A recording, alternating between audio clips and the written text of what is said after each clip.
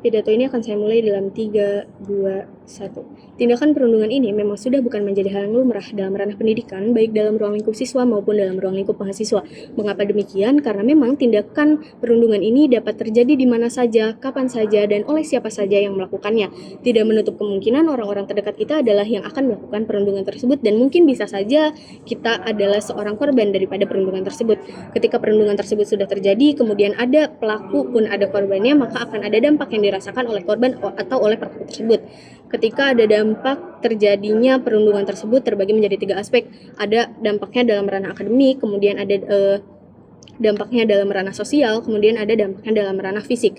Ketika korban mengalami perundungan kemudian berdampak kepada sosial, yaitu seseorang yang tadinya biasa saja dan tidak tampil di muka umum, tetapi ketika sudah menjadi korban perundungan bisa saja berubah yang tidak menjadi hal-hal biasanya ketika sebelum menerima perundungan tersebut daripada si pelaku tersebut setelah terintimidasi. Kemudian setelah adanya dampak tersebut, kita selaku orang-orang yang berada di dalam ruang lingkup itu bisa merespon, memilih apakah menjadi bystander atau menjadi upstander. Ketika kita menjadi bystander, ketika kita melihat perundungan, kita hanya melihat dan tidak melaporkannya atau tidak menyelesaikan masalah tersebut kepada pihak yang berwajib atau kepada orang-orang yang memang mendapat tugas untuk menyelesaikan kasus perundungan tersebut. Tetapi ketika menjadi seorang upstander, yaitu ketika melihat sebuah kasus perundungan, kita melaporkannya dan menyelesaikan kasus tersebut sampai selesai, yang tidak ada lagi rasa kecemburuan sosial antara keluarga korban dengan keluarga pelaku perundungan tersebut. Karena memang pada dasarnya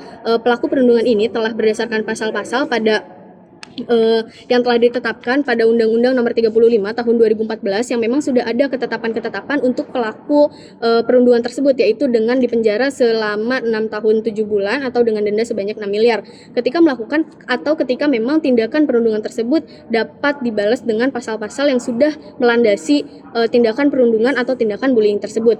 Kemudian adapun bentuk daripada perundungan ini yang berpengaruh tadi ke dalam ranah akademik atau ke dalam ranah sosial atau ke dalam ranah fisik, orang yang melakukan tindakan perundungan atau yang menjadi korban perundungan ini memang ada faktor-faktor tertentu. Ketika seorang pelaku perundungan ini misal memiliki memang kebiasaan yang tidak seharusnya, ketika pendidikan yang telah diajarkan dalam ranah keluarga yang kemudian berpengaruh ke dalam ranah lingkungan atau sekolah, karena memang sentral daripada pendidikan anak yang terutama adalah keluarga.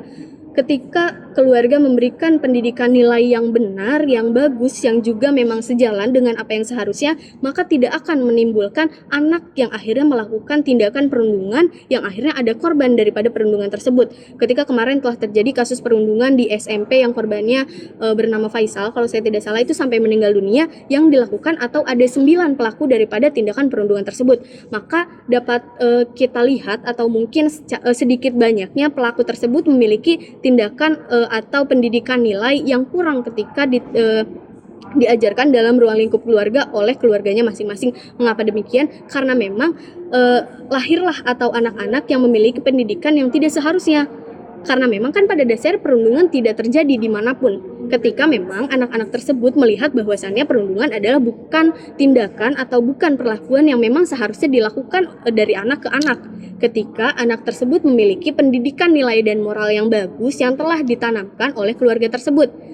Sentral pendidikan yang pertama adalah keluarga, kemudian sekolah, dan yang terakhir adalah lingkungan. Karakter anak yang melakukan perundungan tersebut dapat dilihat dari mana anak tersebut ditanamkan karakternya dalam ruang lingkup keluarga, kemudian dalam ruang lingkup sekolah, dan yang terakhir adalah dalam ruang lingkup lingkungan gitu ya. Ketika anak ini dididik dengan pendidikan atau penanaman karakter yang bagus, maka saya rasa tidak akan muncul anak-anak yang melakukan tindakan perundungan ketika melihat adanya kasus atau ketika melihat anak yang berada di bawah daripada pelaku perundungan ini gitu. Ketika melihat anak ini lemah, saya bisa melakukan perundungan atau bisa melakukan tindakan bullying karena saya melihat lebih ada di atas si orang yang bisa kita jadikan korban ini ketika melihat posisi kita berada di atas daripada korban tersebut. Itu bukan hal yang seharusnya dilakukan oleh si pelaku tersebut. Kemudian tidak perlu khawatir ketika memang perundungan ini terjadi, karena memang sudah ada landasan-landasan atau dasar-dasar ketika tindakan perundungan ini terjadi. Rekan-rekan sekalian atau yang kita sudah menjadi abstender bisa melaporkan kasus perundungan ini sesuai dengan pasal Permendikbud yang kemarin yang telah saya baca itu pada nomor 82 tahun 2005 yang sudah ada ketentuannya bagi si pelaku perundungan ini. Bisa dilaporkan ketika memang perundungan ini benar terjadinya perundungan dan memang ada korban perundungan tersebut yang telah dilakukan oleh orang tersebut.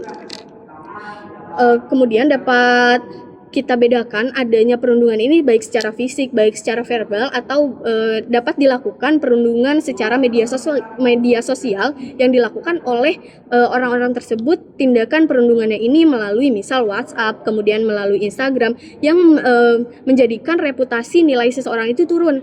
Itu sudah termasuk ke dalam perundungan secara media sosial yang padahal tidak seharusnya melakukan itu, karena memang media sosial dapat dilihat oleh siapa saja yang melihat itu gitu. Karena memang untuk menurunkan nilai reputasi seseorang itu tidak seharusnya dilakukan di depan muka umum, maka dapat dilaporkan. Kemudian ada pasal yang menggarisbawahi atau yang melandasinya, yaitu pada Undang-Undang Nomor 11 Tahun 2008 tentang tindakan pembulian atau tindakan dalam ruang lingkup media sosial. Mungkin cukup sekian yang dapat saya sampaikan. Assalamualaikum warahmatullahi wabarakatuh.